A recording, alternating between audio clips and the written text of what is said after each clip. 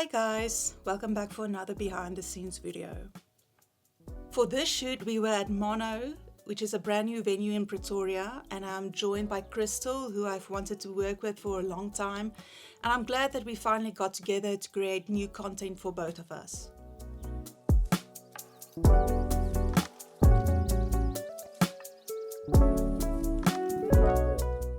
As you saw on the images, I am using my 85mm lens on my Canon R6, and I actually used my 85 for this entire shoot.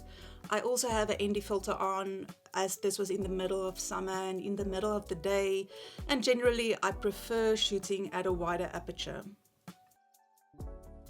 I'm using a one-night setup with a Godox 8600 and a deep umbrella. My starting strobe power at midday is usually 1/16 as a base, and then I just adjust the light or the power depending on how bright it is outside.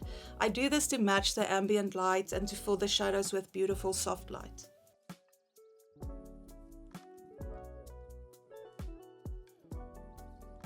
So prior to the shoot, I sent Crystal a mood board of the vision I had for the images, and I wanted to match the Mediterranean and laid-back vibes of the venue. Crystal did a great job with her posing, but I still communicated to her what I'm seeing, and I just feel like that constant communication is important when it comes to elevating your poses and end product. I also love how subtle change in poses can drastically change the emotion of the image, like crossing the ankles and tilting the head, and that's what you need to communicate to your model throughout the shoot.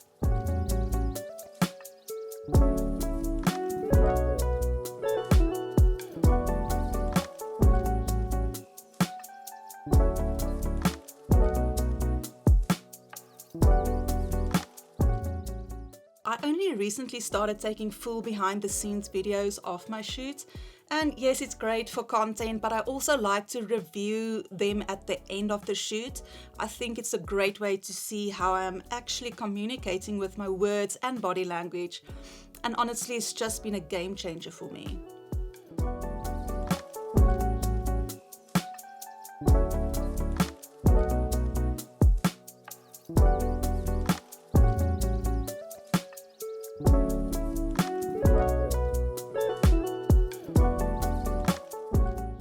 So that's the first look done. I really like this dress and the style of it, and I just think it complements the setup and the mood we went for very well. So for this next look we went with white linen pants and this flowy multicolored blouse, and then I also chose this textured straw hat, and again I think it complements the environment so well. I also liked how the texture of the hat is mirrored in this palm tree with spiky leaves.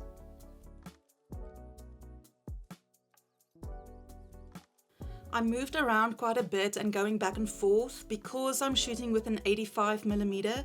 It's a bit of a tight crop, so I have to move back for full-length shots. I always try to make sure that I have a range of crops of the same or similar pose.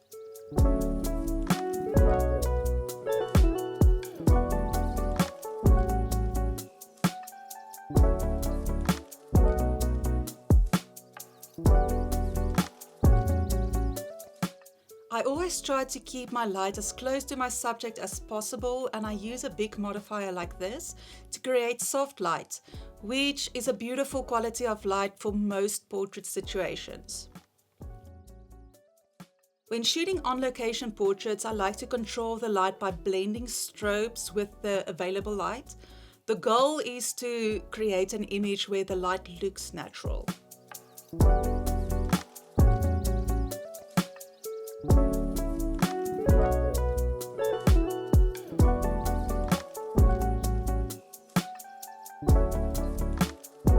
Whenever I'm photographing someone, I always tell them that a certain pose might not feel comfortable or even natural, like pushing out and dropping the chin, but it looks great on a photo. Obviously, Crystal already has a beautiful jawline, but popping the chin slightly just creates that beautiful edge even more.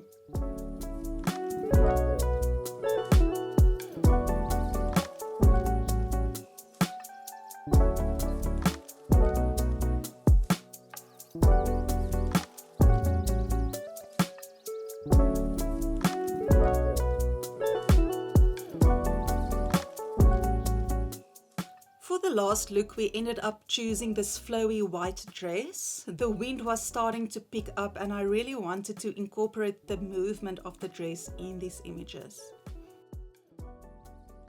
I asked Crystal to channel a slightly more editorial vibe in terms of posing for this outfit, and to use the angular shapes of the steps on the wall and to create leading lines with her arms and legs.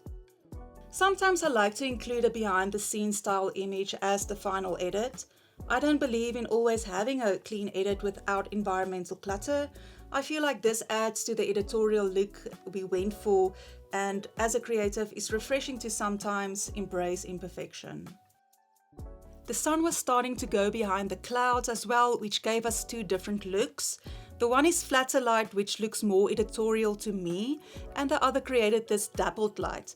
I think I prefer the flat light, but let me know in the comments which one you like most. At this point, I would also like to say that all of this shooting is happening very fast. I only had about half an hour to shoot all three outfits, and you can see how fast Crystal is moving throughout her poses to give me a variety to work with.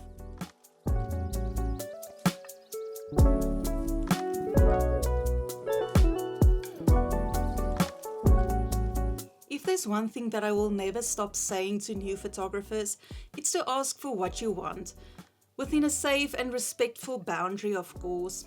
I've gone home after shoots too many times feeling like I've only gotten mediocre images because I was just too shy, or maybe I felt like I didn't want to inconvenience anyone. If you struggle to say with words what you want from your model, just show them the back of your camera.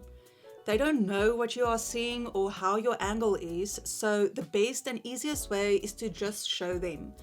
At the end of the day, you both want the best as possible content from the shoot.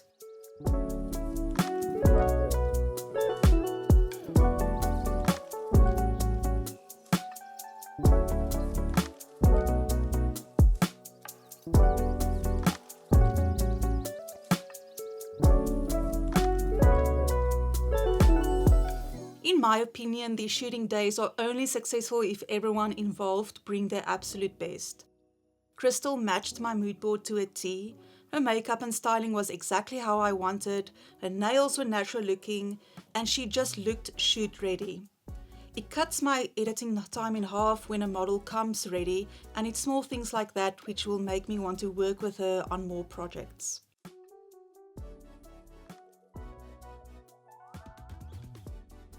It's not always possible to shoot tethered, so I like to show my models some images at the end of the shoot and get their reaction to the work that we've created.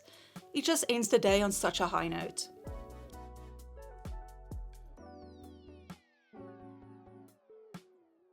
If anyone has any questions about the shoot or want me to do a video of me editing these images, let me know in the comments. At this point, I would like to thank Warren for being my cameraman again and filming the behind the scenes content. If you guys like this video, please give it a thumbs up and be sure to hit that subscribe button. Thanks for watching, and I'll see you all in the next video. Bye!